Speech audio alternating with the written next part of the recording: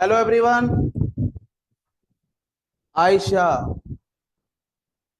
So hello everyone.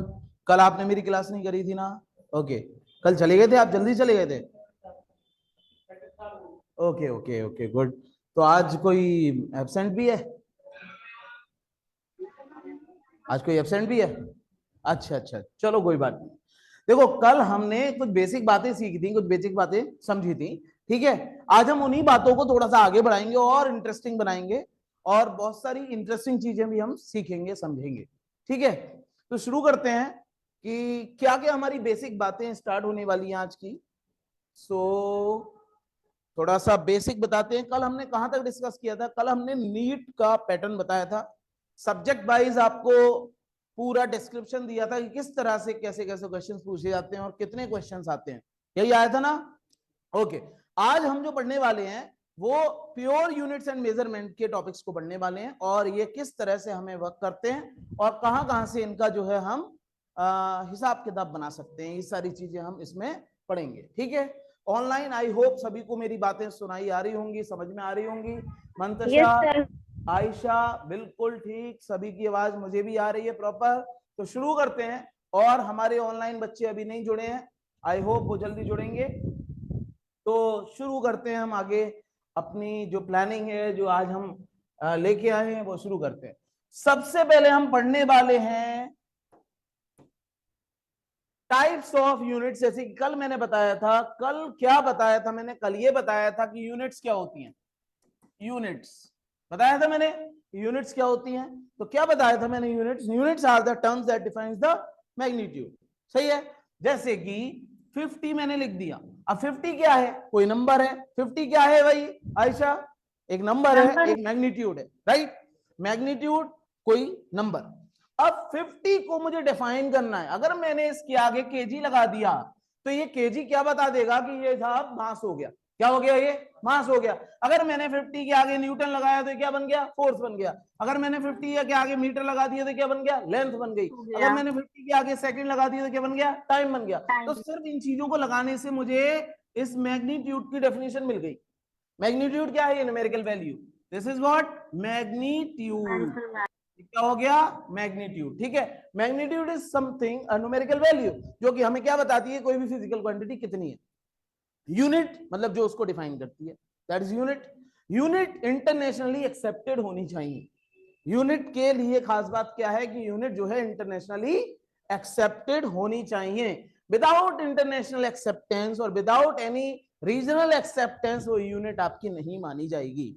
ऐसा नहीं है कि हमने अपने पजामे का नाड़ा लिया कि साहब ये 1 मीटर हो गई, ऐसा नहीं है। सही है ना? यूनिट क्या है? यूनिट एक्सेप्टेड होनी चाहिए, इंटरनेशनली एक्सेप्टेड। बिल्कुल सही है, समझ में आया?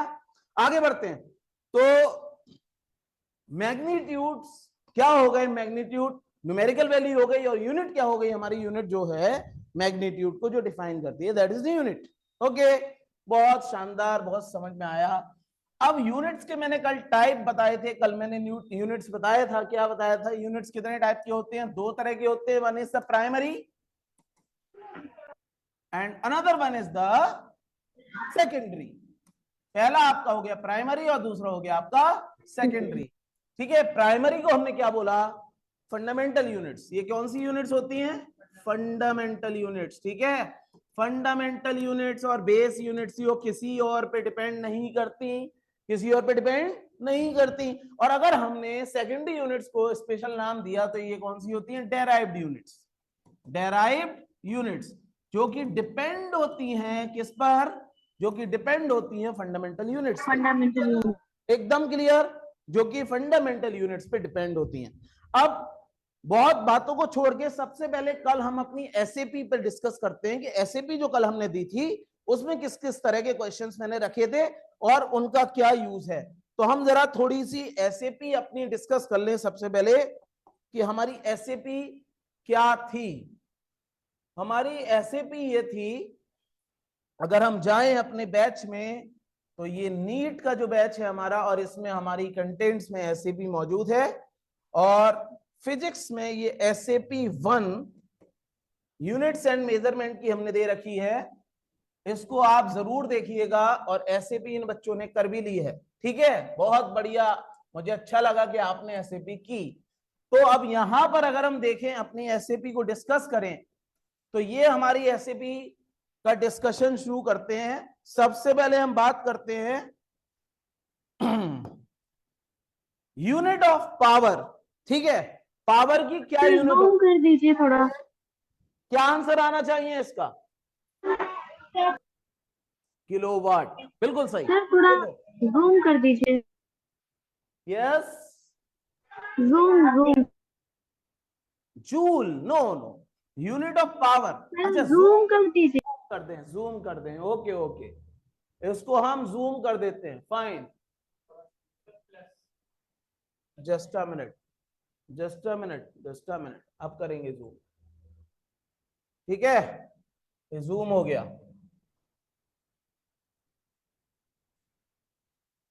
वेट, इसको में हटाना है।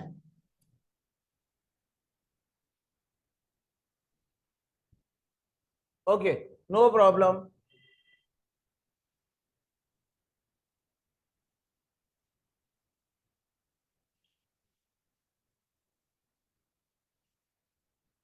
बस ये इतना ही रहेगा अभी। ठीक है, क्योंकि इधर आंसर्स भी हैं हमारे, फाइन, और कुछ नहीं है। चलिए शुरू करते हैं। तो यूनिट्स ऑफ पावर, अगर हम बात करें पावर की यूनिट की, यूनिट ऑफ पावर, तो यूनिट ऑफ पावर क्या होगा? अब देखो, इसमें मैंने 4 ऑप्शन दे रखे हैं। पहला ऑप्शन है हमारा किलोवाट। क्या है? किलोवाट। ठीक है ना? तो किलोवाट क्या यूनिट ऑफ पावर है? बोलो हाँ या ना। Kilowatt is the unit of power. Power is basically क्या होता है? पावर, पावर होता है वर्क डन अपॉन टाइम, या energy consume per unit time, that is power. Is that clear? ठीक है, वर्क डन अपॉन टाइम या energy consume per unit time, this is power. तो पावर को हम क्या लिख सकते हैं? अगर जैसे मान लो किसी भी सब्सटेंस की पावर 100 वॉट है, किसी अप्लायंस की पावर 100 वॉट है, तो इसका क्या मतलब हुआ? कि वो 100 जूल एनर्जी यूज कर रही है 1 सेकंड में। क्या यही मतलब हुआ ना? क्यों भाई? 100 जूल एनर्जी खर्च करा है उसने 1 सेकंड में, that is what? That is power. एकदम क्लियर? व्हाट? तो अब यहां पर हम देखें तो देखो, किलोवाट आवर ये हमारी पावर की यूनिट नहीं है। क्यों? किलोवाट आवर किसकी यूनिट होती है? एनर्जी। किसकी यूनिट होती है? Energy. Commercial unit of energy is kilowatt hour. Commercial unit of energy is kilowatt hour. अगर मैं बात करूं डाइन, फोर्स की, बिल्कुल सही, डाइन जो यूनिट होती है वो किसकी होती है? फोर्स की। अगर मैंने जूल एनर्जी की, जूल इज द ऐसा unit of energy. Is that clear? Okay, तो इसमें जो आंसर आ गया वो क्या आ गया? Kilowatt hour. अगर सेकंड हम देखें क्वेश्चन, तो सेकंड क्वेश्चन में हमारा है unit of energy. Unit of energy क्या होनी चाहिए? अब यहां पर 4 यूनिट आपको दे रखी है। पहली जो यूनिट है वो क्या है आपकी? Joule second. जूल पर जूल सेकंड सेकेंड। क्या होती है? पावर। जूल पर second is basically power. Is that clear? क्यों? पावर क्या है? Work done upon time. Joule पर सेकंड, दैट इज पावर। दूसरी हमारी क्या हो गई? वाट डे। वॉट डे, वॉट मतलब पावर, डे मतलब टाइम। टाइम। तो पावर इंटू टाइम क्या हो गया? एनर्जी। पावर इंटू टाइम क्या हो गया? एनर्जी। एनर्जी। तो ये हमारी एनर्जी की यूनिट हो गई। बोलो समझ में आया? बहुत यस अच्छा। Sir. Kilowatt is the unit of power, तो ये भी आंसर नहीं है। और ग्राम सेंटीमीटर पर सेकंड स्क्वायर, ग्राम सेंटीमीटर पर सेकंड स्क्वायर किसकी यूनिट है? ऑनलाइन बच्चों कोई आइडिया? ग्राम सेंटीमीटर पर सेकंड स्क्वायर किसकी यूनिट हो गई? फोर्स। किसकी हो गई? फोर्स की यूनिट। सही है ना? ग्राम मतलब मास, और सेंटीमीटर पर सेकंड स्क्वायर मतलब एक्सेलरेशन। सही है ना? तो फोर्स की कौन सी? सीजीएस यूनिट हो गई। सही है ना? Gram centimetre per second square is equivalent to dyne. सही है ना? तो ये भी हमारी यूनिट नहीं है, तो इसमें हमारा आंसर क्या आ गया? वाट डे। ठीक है, अगर हम थर्ड की बात करें, तो SI unit of energy. SI unit of energy, अब इसमें 4 ऑप्शन मैंने दिए हैं, सिर्फ आपको आंसर ही लगाना नहीं है, इनकी यूनिट्स की भी जानकारी आपको परखनी है। तो जैसे कि सबसे पहले मैंने आपको दिया है ऑप्शन अर्ग का। किसका दिया है? अर्ग। ठीक है, अर्ग क्या होता है? देखें, अर्ग, अर्ग जो है वो सीजीएस यूनिट है एनर्जी की, सीजीएस यूनिट ऑफ एनर्जी। और एक जूल में कितने अर्ग होते हैं? 1 जूल हैज हाउ मेनी अर्ग? बताइए। 1 जूल हैज 10⁻⁷ अर्ग। एक जूल में 10⁻⁷ अर्ग होते हैं। ठीक है, अगर हमें चींटी की एनर्जी निकालनी है तो हम अर्ग में निकालेंगे। सही है, चींटी की एनर्जी जूल में थोड़ी ना निकालेंगे। बात समझ में आई? चींटी की एनर्जी अर्ग में निकालेंगे। एक मॉस्किटो ने आप में वार किया और आपकी स्किन में छेद कर दिया, तो उसने कितनी एनर्जी से आप पर फोर्स लगाया होगा? अर्ग में, ना कि न्यूटन और जूल में। सही है ना? तो ये सब हमारी छोटी यूनिट्स होती है। इसी तरह से आपकी जो घड़ी है, वॉच है, तो वॉच में जो एनर्जी है, सही है ना, अब उसमें जो फोर्सेस लग रहे हैं वो न्यूटन में थोड़ी ना लग रहे हैं, काय में लग रहे हैं? वो डाइन में लग रहे हैं ना। घड़ी की सुई बहुत छोटी छोटी होती है ना, ये सब, तो ये डाइन में फोर्स लगाती है। ठीक है, और इसमें एनर्जी किसमें होती है? अर्ग में। और पावर, अर्ग पर सेकंड, पावर इज अर्ग पर सेकंड। बोलो, समझ में आई बात? ओके। अगर मैं बात करूं कैलोरी की, कैलोरी काई की यूनिट है? हाँ भाई बच्चों, कैलोरी, आजकल कैलोरी बहुत चल रहा है, सभी लोग हेल्थ कॉन्शियस हैं, जिम जाते हैं, सही है ना, तो कैलोरीज बहुत चलता है। What is calorie? Anybody? Ayesha, Mantasha, Syed Hasan, Abbas, calorie क्या होता है? होता है एनर्जी है। ठीक है, कैलोरी हम किस पर्पस में इस्तेमाल करते हैं? कैलोरी को हम इस्तेमाल करते हैं अपने हीट के पर्पस से। ठीक है ना, कैलोरी को इस्तेमाल करते हैं, calorie is used on behalf of heat, heat के पर्पस से हम कैलोरी इस्तेमाल करते हैं। सही है ना? जितने भी हमारे फ्यूल्स हैं, फ्यूल्स, तो फ्यूल जो है वो उनकी क्या होती है? कैलोरीफिक वैल्यू होती है। क्या होती है? Calorific value. जिसकी कैलोरीफिक वैल्यू ज्यादा होगी वो अच्छा फ्यूल माना जाएगा। बोलो हाँ या ना?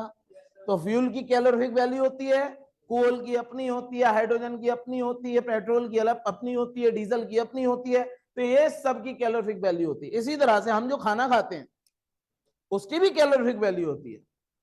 हाँ या ना? और सब लोग, आप डॉक्टर बनने वाले हैं तो सब खाना वाना सबको आपका जो हिसाब किताब सही रहना चाहिए। तो बताओ, एक रोटी में कितने कैलोरीज होते हैं? एक रोटी में कितने कैलोरीज होते हैं? हाँ भाई, कौन जवाब देगा उसको एक टॉफी इमेज क्लासेस की तरफ से, बहुत बढ़िया वाली टॉफी, बताइए। सर एक टॉपिक के लिए इतना बड़ा आंसर? हाँ,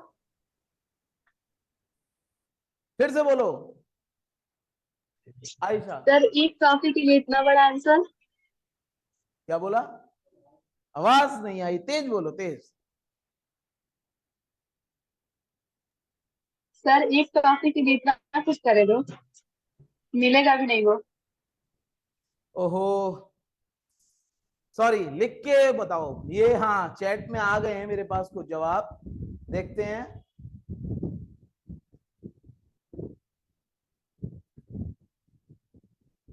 जस्ट अ मिनट। टॉफी के लिए इतना कुछ करें? हाँ, बहुत कुछ करना है। ठीक है, ओके। सैयद हसन अब्बास का आ गया, मिलेगा भी नहीं। ओके, मालूम नहीं, वेरी गुड। लेकिन सैयद हसन ने जवाब दिया 71 कैलोरी। बेटे छोटी रोटी है वो तुम्हारी, छोटी रोटी है, बच्चे वाली है। चलो, बहुत बढ़िया। एक रोटी में कितनी कैलोरीज होती हैं मैं बता रहा हूं। देखो, टॉफी मुझे मिलने वाली है, लेकिन हाँ, टॉफी आप ऑनलाइन ऑफलाइन आए, आपको टॉफियों की भरमार मिलेगी। ठीक है, तो शुरू करते हैं। जो हमारी एक रोटी होती है, 1 रोटी, एक रोटी में लगभग 100 कैलोरीज होती है। सही है, एक रोटी में लगभग 100 कैलोरीज होती हैं। और एक समोसे में कितनी कैलोरीज होती हैं? समोसे को इंग्लिश में क्या बोलते हैं? समोसा। तो एक समोसे में कितनी कैलोरीज होती हैं भाई? लगभग 250 कैलोरीज। ठीक है, एक समोसा लगभग 250 कैलोरीज, और बड़ा ले लिया तो 400 कैलोरीज। ठीक है, ये छोटा समोसा नॉर्मल साइज का 250 calories, gulab jamun 400 calories, yes. ठीक है, पिज्जा 400 से 500 कैलोरीज, ओके। और हमें दिन भर में कितनी कैलोरीज चाहिए होती हैं? हाँ भाई फ्यूचर डॉक्टर्स, जल्दी जल्दी जवाब दें। हमें दिन भर में कितनी कैलोरीज? 2200 कैलोरीज। ये उस पर्सन के लिए है जो बैठा रहता है और पढ़ाई करता रहता है। भाग दौड़ करने वाले को, हम जैसे यंगस्टर्स को कितनी कैलोरीज, हम जैसे नहीं मतलब मुझ जैसे नहीं, आप जैसे यंगस्टर्स को कितनी कैलोरीज चाहिए डेली? हाँ, ओ मंतशा को 5000 कैलोरीज चाहिए। बाप रे, नो, इतना नहीं, इतना नहीं, इतना नहीं। और कोई जवाब? 5000 कैलोरीज तो बहुत हो गई, बहुत हो गई, बहुत हो गई। लगभग 2800 से 3000 कैलोरीज, जो कि ग्रोन अप्स होते हैं। ठीक है, 2800 कैलोरीज उनके लिए सफिशिएंट होती हैं, तो 2800 कैलोरीज लगभग चाहिए होती हैं। ठीक है, और इससे ज्यादा ली तो क्या हो जाएंगे? मेरी तरह हो जाएंगे। सही है, और नॉर्मल फिट रहेंगे तो इतनी कैलोरीज आपको लेनी पड़ेगी। ठीक है ना? तो अब यहां पर हम बात करेंगे। अच्छा, क्या लिखा है कि सर हम लोग ज्यादा चलते हैं ना? हाँ जी, बिल्कुल सही बात है। ऑनलाइन क्लासेस करने वाले ज्यादा चलते हैं, ऑफलाइन क्लासेस करने वाले बेचारे बैठे रहते हैं। आगे बढ़ते हैं, चलते चलते क्लास करते हैं ना ऑनलाइन वाले तो आगे बढ़ते हैं। ये हमारा कैलोरी का हो गया। कैलोरी किसकी यूनिट हो गई? हाँ, कैलोरी आपकी हो गई हीट की या फिर फ्यूल की, ओके।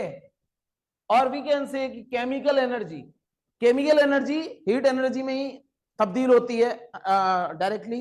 1 कैलोरी में कितनी यूनिट, कितनी हीट होती है या कितनी एनर्जी होती है? 4.18 जूल, जिसको हम लगभग 4.2 जूल्स ले लेते हैं। सही है।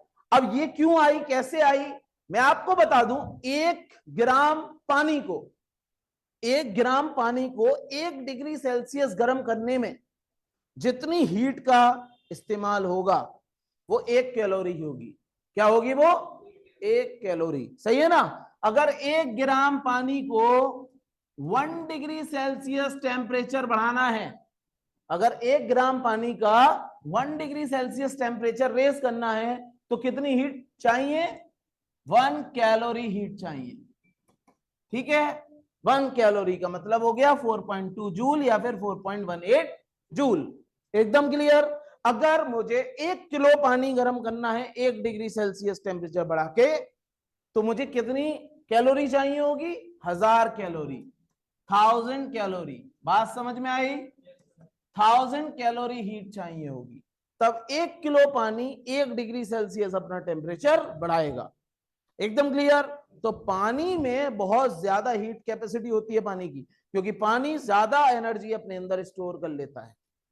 और हमारी बॉडी में कितना परसेंट वाटर है? हाँ, 70%। नो, कितना परसेंट वाटर है? फ्यूचर डॉक्टर्स कौन जवाब देगा? यस, जल्दी जल्दी जवाब दीजिए, नेट पे सर्च करके। कितना परसेंट पानी है हमारे बॉडी में? लगभग लगभग कितना परसेंट? 80 to 90%। ठीक है, 80 to 90% वाटर है। समझ में आई बात? आगे बढ़ते हैं। नेक्स्ट, अगर मैं जूल की बात करूं, ठीक है, तो जूल बिल्कुल सही जवाब सैयद हसन अब्बास का 90% इन्होंने लिख के भेजा है। शानदार, चलो बहुत बढ़िया। अगर मैं तीसरी जूल की बात करूं तो हाँ, ये एसआई यूनिट है। अब एसआई यूनिट कौन सी होती है, एसआई यूनिट क्या होती है, इसको हम परखेंगे, जानेंगे बहुत अच्छे से हमारी आगे की क्लास में, आज ही की क्लास में। एसआई यूनिट कौन सी होती है और कहां से आई है ये एसआई यूनिट्स। उसके बाद आगे हमारा आता है इलेक्ट्रॉन वोल्ट। ये इलेक्ट्रॉन वोल्ट क्या है? What is this electron volt? Yes, what is this electron volt? ये इलेक्ट्रॉन वोल्ट क्या है ना, ये भी एनर्जी है, ये भी एनर्जी है, इलेक्ट्रॉन वोल्ट। अब ये कैसी एनर्जी है, इलेक्ट्रॉन वोल्ट कैसी एनर्जी है? देखो, अगर मैं दो प्लेट्स लूं और इन दो प्लेट से मैं बैटरी कनेक्ट कर दूं 1 वोल्ट, इन दो प्लेट से मैंने 1 वोल्ट कनेक्ट कर दिया, ठीक है ना, 1 वोल्ट, और एक तरफ मैं पॉजिटिव चार्ज कर दूं, एक तरफ मैंने पॉजिटिव चार्ज कर दिया, ये देखो साहब पॉजिटिव चार्ज हो गया, और एक तरफ मैंने प्लेट में नेगेटिव चार्ज कर दिया, चलो एक तरफ मैंने नेगेटिव चार्ज रख दिया प्लेट पे, मतलब बैटरी का नेगेटिव टर्मिनल इधर कनेक्ट करा और पॉजिटिव टर्मिनल इधर कनेक्ट करा, अब बीच में मैंने इलेक्ट्रॉन भैया छोड़ दिए। अब ये इलेक्ट्रॉन भैया कहां भागेंगे, कहां भागेंगे, पॉजिटिव की तरफ भागेंगे, दौड़ना शुरू कर देंगे। इसके अंदर क्या आएगी, काइनेटिक एनर्जी। क्या आएगी, जब ये दौड़ेंगे तो इसके अंदर आ जाएगी काइनेटिक एनर्जी। बहुत बढ़िया।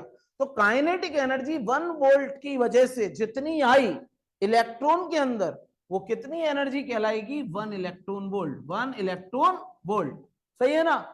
एक इलेक्ट्रॉन कितनी काइनेटिक एनर्जी अटेन करेगा 1 वोल्ट में, सही है, उसको क्या बोलेंगे, 1 इलेक्ट्रॉन वोल्ट। 1 electron volt. तो ये हमारा अगला सवाल का जवाब हो गया। Electron volt is not the SI unit but it is the unit of energy. Calorie is the unit of energy but it is not the SI unit. Erg is the unit of energy but it is not the SI unit. SI unit is joule.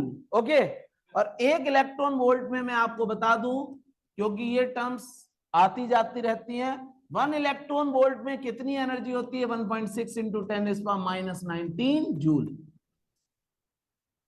1 electron volt में कितनी energy होती है, ये लिखते रहना, अच्छी अच्छी बातें।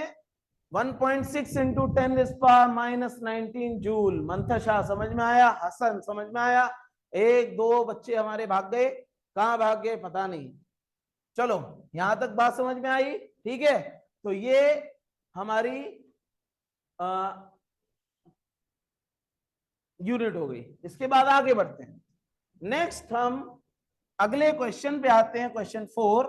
क्वेश्चन 4 हमारा क्या है, क्वेश्चन 4 हमारा है SI system of unit of temperature is. हाँ, जो एसआई सिस्टम ऑफ यूनिट का टेम्परेचर है वो क्या है, बताएं। देखो साहब, ये डिग्री सेंटीग्रेड और डिग्री सेल्सियस ये हमारे ब्रिटिश सिस्टम ऑफ यूनिट से बिलोंग करते हैं, ब्रिटिश से। ओके, ये फ़ारेनहाइट हमारा जर्मन से, सही है, और ये केल्विन हमारा SI system of unit, SI system of unit. समझ में आई बात। अब एसआई के बारे में हम पढ़ेंगे आगे, जब हमारा सही वक्त आएगा तब, ठीक है। हसन आंसर आगे बढ़ते हैं, ये हमारा हो गया kelvin. Sir next, unit of pressure. Sir answer degree Celsius दिया क्या था बेटा, सर, आंसर डिग्री सेल्सियस दिया था उसमें। डिग्री सेल्सियस नहीं होगा, आंसर केल्विन होगा। सर एसआई सिस्टम टेम्परेचर का जो सर केल्विन ही लगाया था, लेकिन सर केल्विन ही लगाया था लेकिन इनकरेक्ट बता रहा था, डिग्री सेल्सियस ऑप्शन सी सही दिखा रहा था। अच्छा, केल्विन लगाया गलत बता रहा है,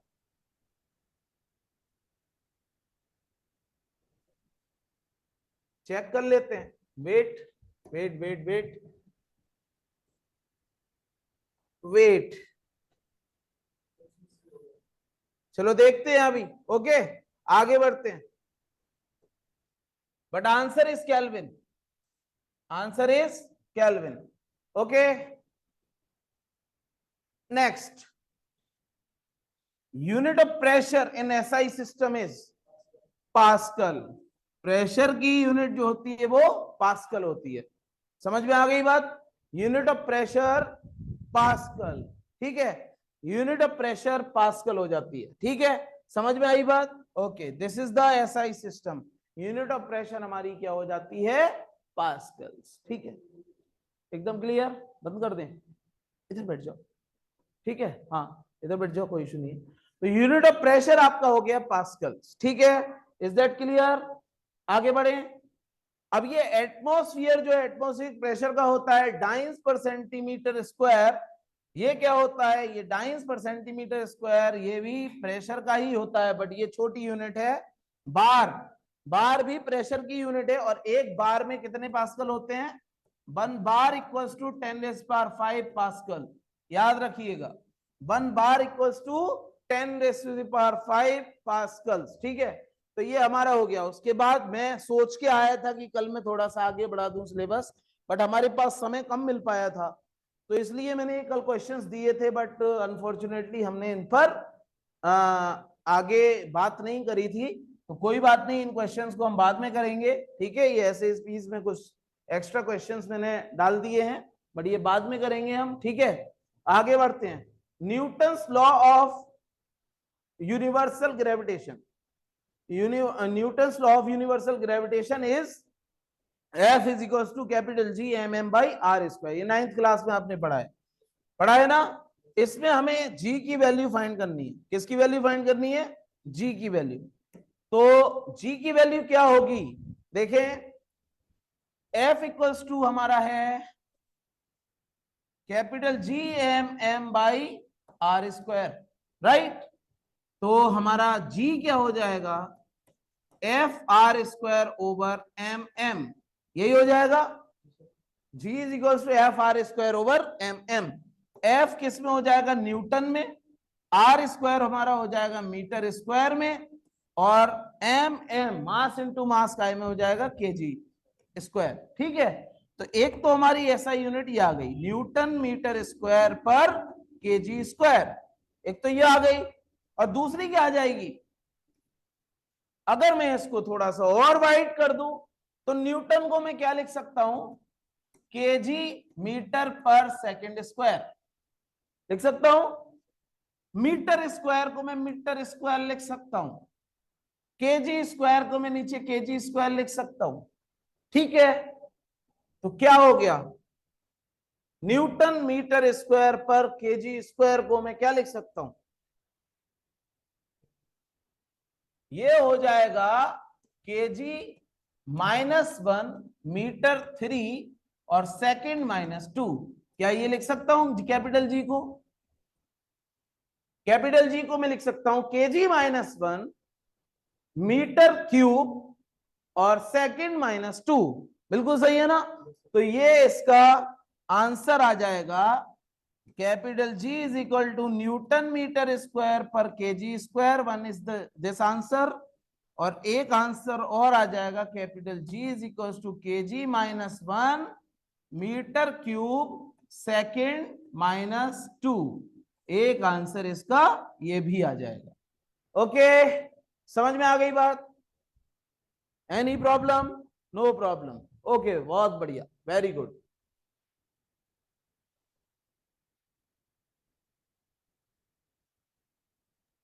ये समझ में आ गया सभी को, ठीक है। तो ये हमारी एसएपी आज की हो गई। कल की एसएपी हमने डिस्कस कर ली। ऑनलाइन अगर कोई दिक्कत है, कोई डाउट है तो पूछ सकते हैं आप लोग, और ऑफलाइन वाले बच्चे सबको समझ में आया। इसके बाद आगे हम बढ़ते हैं।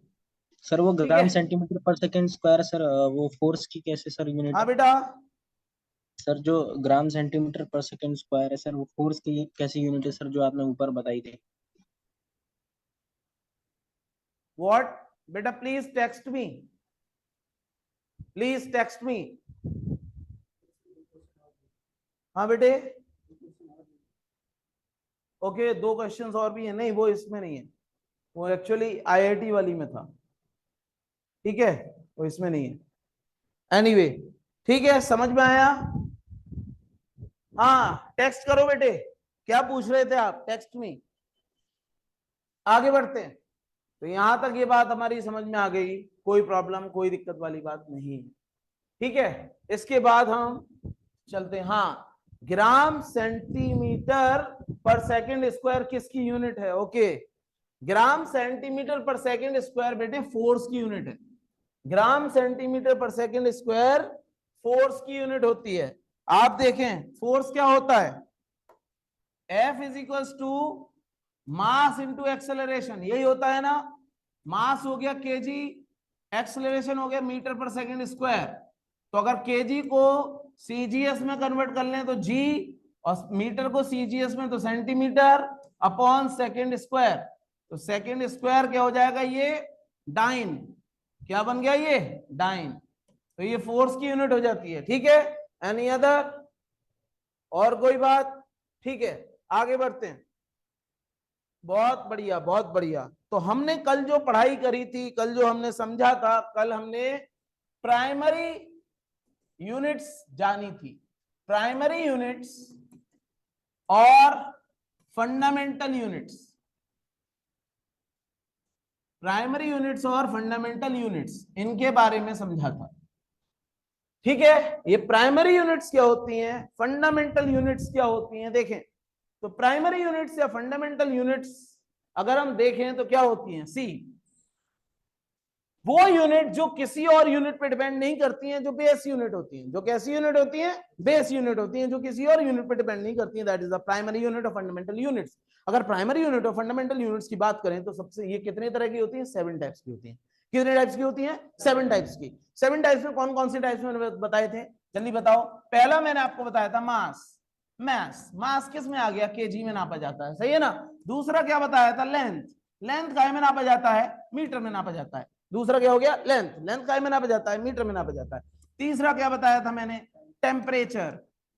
चलो टाइम ले लो, टाइम ले लो, टाइम ले लो। तीसरा मैंने बताया टाइम, टाइम काय में नापा जाता है, सेकंड में नापा जाता है, बोलो हाँ या ना।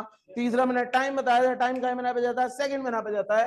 फोर्थ फिर मैंने क्या बताया था, टेम्परेचर। चलो ठीक है, टेम्परेचर, टेम्परेचर काय में नापा जाता है, केल्विन में। अभी अभी मैंने बताया था टेम्परेचर काय में नापा जाता है, केल्विन में। फिर fifth one, luminous intensity, luminous intensity काय में नापा जाता है, लुमिनियस इंटेंसिटी नापा जाता है कैंडिला में। किस में नापा जाता है, कैंडिला। फिर सिक्स्थ आपका आ जाएगा क्या, इलेक्ट्रिक करंट, इलेक्ट्रिक करंट, बहुत बढ़िया। इलेक्ट्रिक करंट काय में नापा जाता है, एम्पियर में। ओके, इलेक्ट्रिक करंट नापा जाता है एम्पियर में। और सेवेंथ हमारा आ गया, what, amount of substance, amount of substance, बहुत बढ़िया।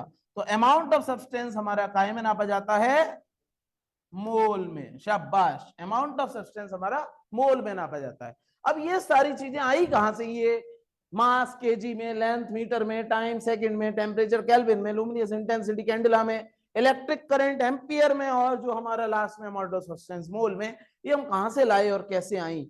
तो इसके लिए बेटे एक बहुत बड़ी कॉन्फ्रेंस हुई थी, जिसको हमने क्या बोला, international conference of units and measurement. और हम उसके बारे में थोड़ी सी आगे बढ़ते हैं, अपनी बात स्टार्ट करते हैं। तो शुरू करते हैं अपनी इन स्लाइड्स के थ्रू, कि यहां पर हम जो पढ़ने वाले हैं, ठीक है, अब जो हम पढ़ने वाले हैं वो ध्यान से पढ़ाई हमें करनी है। तो सबसे पहले हम यहां पर जो पढ़ेंगे, that is physical quantities, fundamental and derived quantities, जो कि मैं आपको बता चुका हूं। उसके बाद फिर हम पढ़ेंगे यूनिट्स के बारे में, जो फंडामेंटल यूनिट्स और डेराइव्ड यूनिट्स होती हैं वो कैसे आई और कैसे उनका क्या क्या मेजरमेंट रहेगा। फिर हम कैरेक्टरिस्टिक्स ऑफ स्टैंडर्ड के बारे में पढ़ेंगे, कि हमारे स्टैंडर्ड्स किस तरह के होते हैं और कैसे बिल्टअप होते हैं स्टैंडर्ड्स, यूनिट्स कैसे स्टैंडर्डाइज होती हैं, कैसे इंटरनेशनली नोन होती हैं, इन सब के बारे में हम पढ़ेंगे। उसके बाद एफपीएस, सीजीएस, एमकेएस और एसआई सिस्टम ऑफ यूनिट्स क्या होते हैं। ये सिस्टम ऑफ यूनिट, जैसे कि मैंने आपको बताया था कि एसआई सिस्टम ऑफ यूनिट, तो आप कैसे पहचानेंगे कि एसआई यूनिट है या कौन सा यूनिट है, ये सब हम अब पढ़ेंगे। फिर definition of fundamental units, SI unit की क्या, एसआई यूनिट्स की कैसे कैसे डेफिनेशंस है, कुछ इस बात का जिक्र करने वाले हम अभी अपनी अगली स्लाइड्स में। तो शुरू करते हैं। सबसे पहले हम जो पढ़ेंगे online, is there any doubt, no doubt, I hope, लेकिन फिर भी कोई डाउट हो तो बताना।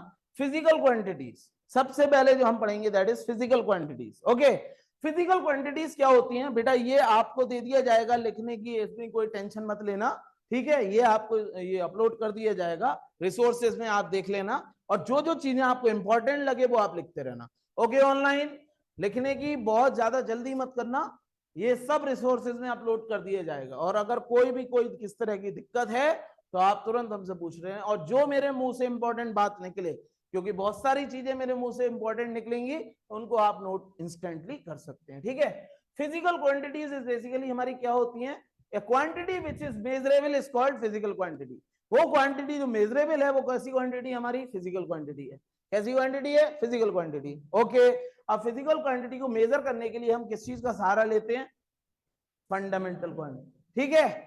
फंडामेंटल क्वांटिटीज होती हैं, उन क्वांटिटीज में दो तरह की क्वांटिटीज को कैटेगराइज किया है, फंडामेंटल यूनिट और दूसरी डेराइव्ड क्वांटिटीज, ठीक है।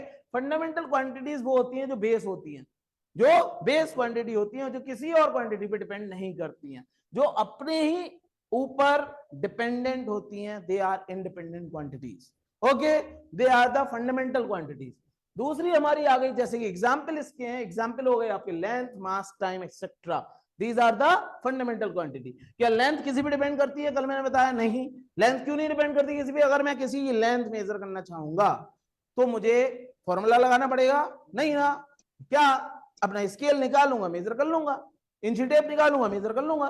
This is what, fundamental quantity. Okay online, this is fundamental quantity. दूसरी हमारी आ जाती है डेराइव्ड क्वांटिटीज, ठीक है। डेराइव्ड क्वांटिटीज में क्या आ जाता है हमारा, a physical quantity, a physical quantity which can be derived or expressed from the base quantities। ऊपर की क्वांटिटीज से जो डेराइव होती हैं, जो बेस क्वांटिटीज होती हैं, that is what derive quantities. इनमें मैंने यहां पर लिख दी है speed, velocity, momentum, force, torque, energy, pressure, density, thermal conductivity, resistance, magnetic movement, etcetera etcetera, ऐसी बहुत सारी होती हैं। कौन सी हो गई हमारी, डेराइव्ड क्वांटिटीज होती हैं। अब बारी बारी से इनको जरा समझते हैं। जैसे कि हम बात करें स्पीड की, बेटे स्पीड सबको पता है, स्पीड क्या होती है, चल जाओ, नहीं चलोगे, ओके।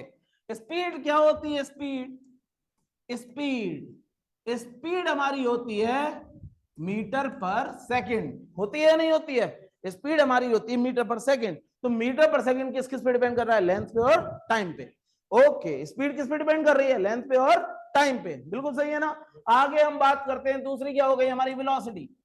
वेलोसिटी किस पे डिपेंड कर रही है, लेंथ पर और टाइम पे। वेलोसिटी भी किस पे डिपेंड कर रही है, लेंथ पे और टाइम पे। फिर हमारा आ गया क्या, एक्सेलरेशन। एक्सेलरेशन किस पे डिपेंड कर रहा है, acceleration metre per second square, और ये भी हमारा लेंथ पर और टाइम पे डिपेंड कर रहा है। ये दोनों कैसी हैं हमारी, फंडामेंटल यूनिट्स, सही है। लेंथ भी फंडामेंटल यूनिट है और टाइम भी फंडामेंटल यूनिट है। और ये एक्सेलरेशन कैसी यूनिट हो गई, डेराइव्ड यूनिट हो गई। अगर मैं बात करूं नेक्स्ट फोर्स की, तो फोर्स हमारा किस पे डिपेंड कर रहा है, फोर्स फोर्स हमारा होता है KG metre per second square, ये फोर्स होता है। तो फोर्स हमारा किस पे डिपेंड कर रहा है, मास पे, लेंथ पे और टाइम पे। फोर्स किस पे डिपेंड कर रहा है, मास, लेंथ और टाइम, बहुत बढ़िया। मोमेंटम किस पे डिपेंड कर रहा है, बताओ ऑनलाइन वाले बच्चे, जल्दी जल्दी बताओ, मोमेंटम किस पे डिपेंड कर रहा है, लिख लिख के भेजो सब लोग। मोमेंटम किस पे डिपेंड कर रहा है, यहां पर सारी क्वांटिटीज लिखी हुई है, जल्दी जल्दी मुझे बताते जाओ कौन कौन सी चीज किस पे डिपेंड कर रही है। मोमेंटम डिपेंड कर रहा है केजी मीटर पर सेकंड, ठीक है। मास इनटू वेलोसिटी होता है मोमेंटम, तो ये केजी मीटर पर सेकंड, मतलब ये मास पे, लेंथ पे और टाइम पे डिपेंड कर रहा है। आगे बढ़ते हैं, नेक्स्ट हमारा टॉर्क। टॉर्क अभी हमने नहीं पढ़ा है, टॉर्क आप लोग जानता है, कोई भी नहीं जानता, कोई बात नहीं, टॉर्क के बारे में हम बाद में पढ़ेंगे तो फिर हम बताएंगे, ठीक है। टॉर्क वैसे मैं बता देता हूं, फोर्स इनटू रेडियस होता है, फोर्स इनटू रेडियस, ठीक है, दैट इज टॉर्क, टाउ भैया, टाउ। ओके, तो ये फोर्स और रेडियस, ये किस पे डिपेंड करता है, फोर्स होता है हमारा KG metre per second square, और रेडियस होता है हमारा मीटर में, तो ये किस पे होता है, KG metre square per second square. तो ये भी मास, लेंथ और टाइम पे डिपेंड करता है, सही है ना। आगे हम बढ़े, एनर्जी। एनर्जी किस पे डिपेंड करती है, energy, energy is equal to work, और work is what, force into displacement, that is also kg metre square per second square. तो ये किस पे डिपेंड करेगा, मास, लेंथ, टाइम पे। जनरली जितनी भी क्वांटिटीज हम ज्यादातर पढ़ेंगे वो सब किस पे डिपेंड करेंगी, मास, लेंथ, टाइम पर। इसीलिए इनको हम क्या बोलते हैं, एमएलटी सिस्टम। क्या बोलते हैं, हाँ, जो कि आगे हम पढ़ने वाले हैं, सही है। आगे अगर हम प्रेशर की बात करें, प्रेशर कौन, देखो भाई, प्रेशर, प्रेशर भैया किस पे डिपेंड करते हैं, बताएं जल्दी। प्रेशर होता है फोर्स अपॉन एरिया, प्रेशर होता है force upon area. Force upon area किस पे डिपेंड करता है? फोर्स अपॉन एरिया किस पे डिपेंड करता है? फोर्स हमारा हो गया KG metre per second square upon metre square. Okay, ऊपर पहुंचाइए तो केजी मीटर -1 सेकंड -2 किस पे डिपेंड करा? मास लेंथ और टाइम पे। मास लेंथ और टाइम पे डिपेंड करा तो इसका मतलब ये कैसी यूनिट हो गई हमारी? ये 3 फंडामेंटल यूनिट्स हो गई और ये डायरेक्ट यूनिट हो गई। ठीक है, आगे बढ़ते हैं। डेंसिटी, डेंसिटी किस पे डिपेंड करता है? डेंसिटी। तो अगर डेंसिटी की हम बात करें, density, density is basically kg per metre cube, mass upon volume. तो केजी मीटर -3 ये किस पे डिपेंड कर रहा है? मास पर और लेंथ पर। ओके, अगर मैं बात करूं थर्मल कंडक्टिविटी की तो ये आपके अभी पढ़ेंगे आगे आने वाले टाइम में। ठीक है, तो इसको नहीं छेड़ना। रेजिस्टेंस आप सभी लोगों ने पढ़ा है। रेजिस्टेंस क्या होता है? रेजिस्टेंस हमारा होता है V is equals to I R. सभी को पता है ये रेजिस्टेंस का formula V is equals to I R. ये क्या होता है हमारा? Ohm's law. ये क्या होता है हमारा? Ohm's law. ठीक है ना? तो ओम्स लॉ की बात अगर हम करें तो R equals to V upon I हो जाएगा। R equals to V upon I हो जाएगा। ओके ओके, V क्या है हमारा? Work done per unit charge. V क्या होता है? Work done per unit charge. यही तो होता है ना वोल्टेज पोटेंशियल डिफरेंस। बोलो सभी लोग हाँ सर, यही होता है ना online. Yes sir. Without energy में कैसे पढ़ाऊंगा? डल रेस्पॉन्स रहता है तुम लोगों का। तो अगर मैं W अपॉन क्यू और A ये नीचे आ गया तो R क्या बनेगा? W अपॉन क्यू A, यही बनेगा ना। W का क्या मैंने यूनिट लिखाया था? W का मैंने यूनिट लिखाया था केजी मीटर स्क्वायर सेकंड -2 और करंट चार्ज। अगर मैं ऊपर भी T से मल्टीप्लाई कर दूं नीचे भी T से मल्टीप्लाई कर दूं तो क्या हो जाएगा? कोई फर्क पड़ेगा? नहीं। कोई फर्क पड़ेगा? नहीं फर्क पड़ेगा। सही है ना? ऊपर भी मैंने टाइम से मल्टीप्लाई कर दिया और नीचे भी मैंने टाइम से मल्टीप्लाई कर दिया, कोई फर्क नहीं पड़ेगा। ओके, और Q अपॉन T क्या बन जाएगा? इसको मैं अभी छोटी वाली अपनी इरेजर से मिटा देता हूं। ओके, सही है। अभी पहले इसी पे चर्चा करते हैं। और देखिए हमारा जैसे कि I था V अपॉन R, ठीक है, तो R क्या बन गया? V अपॉन I, ये बन गया था। V क्या हो गया? W अपॉन I, बिल्कुल ठीक, दैट इज R। W क्या बन गया था हमारा? सॉरी, W अपॉन Q ये बन गया था। ओके, अब W अपॉन I Q को ऊपर भी टाइम से मल्टीप्लाई कर दिया, नीचे भी टाइम से मल्टीप्लाई कर दिया, तो ये Q अपॉन T क्या बन जाएगा? करंट। Q अपॉन T क्या बन जाएगा? करंट। तो R को हम क्या लिख सकते हैं? W upon I square T लिख सकते हैं ना। अब W को क्या लिख सकते हैं? केजी मीटर स्क्वायर सेकंड -2 और I स्क्वायर को क्या लिख सकते हैं? A स्क्वायर और T को क्या लिख सकते हैं? S। तो इसको अगर हम पूरा घुमा दें तो R क्या हो गया? KG metre 2 second -3 A -2। क्या ये रेजिस्टेंस बन गया? रेजिस्टेंस किस किस क्वांटिटी पे डिपेंड कर रहा है? हाँ सर, मंताशा ने बोल दिया। तो रेजिस्टेंस किस किस पे डिपेंड कर रहा है? केजी मीटर स्क्वायर और सेकेंड और एम्पियर, मतलब मास लेंथ टाइम और करंट, इन 4 चीजों पे ये रेजिस्टेंस डिपेंड कर रहा है। बिल्कुल सही है सर, समझ में आ गया, बहुत बढ़िया, एकदम क्लियर। आगे बढ़े। ठीक है, तो ये सब जो है ये हमारी कैसी क्वांटिटीज हो गई? डेराइव्ड क्वांटिटी, जो कि डेराइव हो रही है किसी और फंडामेंटल क्वांटिटी की वजह से, that is the derived quantities. Is that clear? समझ में आ गई बात? बहुत बढ़िया। आगे हम बढ़ते हैं। तो यहां तक हमारी चीज क्लियर हो गई। इसके बाद यूनिट, यूनिट क्या होती है? तो अब जैसे चतुर रामलिंगम, कौन था चतुर रामलिंगम? पहली बार नाम सुना है? ओके, 3 इडियट्स कितनी बार देखी है? नहीं देखा, फाइन। चतुर रामलिंगम किसी ने नहीं देखा? Okay, no problem. चतुर रामलिंगम जो था वो बुकिश लैंग्वेज ज्यादा इस्तेमाल करते था। तो हम यूनिट की बुकिश अगर डेफिनेशन देखें तो बुकिश डेफिनेशन क्या है यूनिट की? बुकिश डेफिनेशन है measurement of any physical quantity involve comparison with a certain basic arbitrarily chosen and internationally accepted. Okay, reference by standard is called unit. समझ में आई बात? तो ये हमारी बेसिक हो गई यूनिट की परिभाषा। मतलब यूनिट वो होती है जो फिजिकल क्वांटिटी का मेजरमेंट होती है और जो कंपैरिजन के लिए एक्सेप्टेड होती है, इंटरनेशनली एक्सेप्टेड होती है और आर्बिट्रेरली इस तरह से चूज की जाती है कि हमारे स्टैंडर्ड्स को फॉलो कर पाए। अब ये स्टैंडर्ड क्या होता है? What is standard? एनीबॉडी? कोई ऑनलाइन में स्टैंडर्ड बताएगा? स्टैंडर्ड क्या होता है? स्टैंडर्ड शब्द सुना सुना है, स्टैंडर्ड क्या होगा? आपके घर में कोई खाना, मतलब कोई स्पेशल मेहमान आता है, सही है?